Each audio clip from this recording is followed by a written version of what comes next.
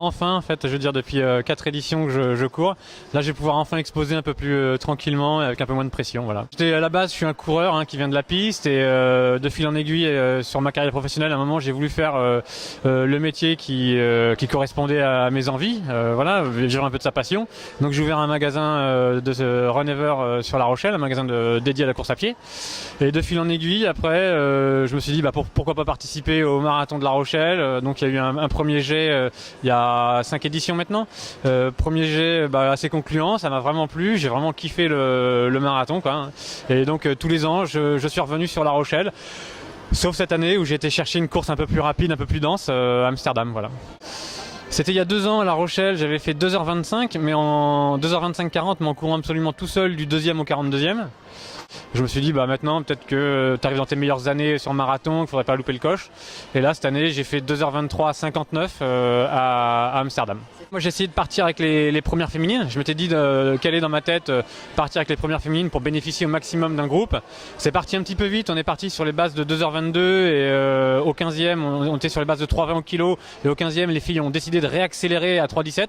Donc moi là j'ai préféré lâcher le morceau et puis en fait bien m'en a pris parce que tout le groupe je le rattrape dans le deuxième semi, sauf la première féminine, mais je rattrape tout le groupe, donc j'ai quand même assez bien géré mon effort pour finir dans la douleur quand même en 2h23-59. À La Rochelle, on a quand même un petit peu de trail, mais c'est pas le marché dominant. On a beaucoup de routes, de coureurs de route, notamment avec le marathon qui tire pas mal de monde, qui motive des gens à faire le marathon.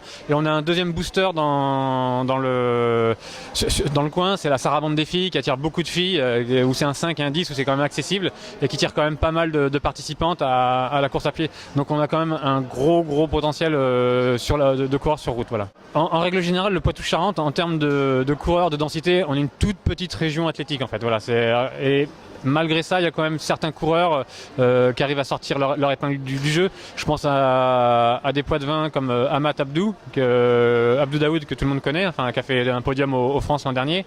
Et il y a quelques jeunes qui commencent à percer, notamment à La Rochelle. Je pense à Nicolas Pelletan, qui a fait 9 minutes sur steeple, qui s'est qualifié aux nationaux, qui là cette année va exploser à mon avis sur 10.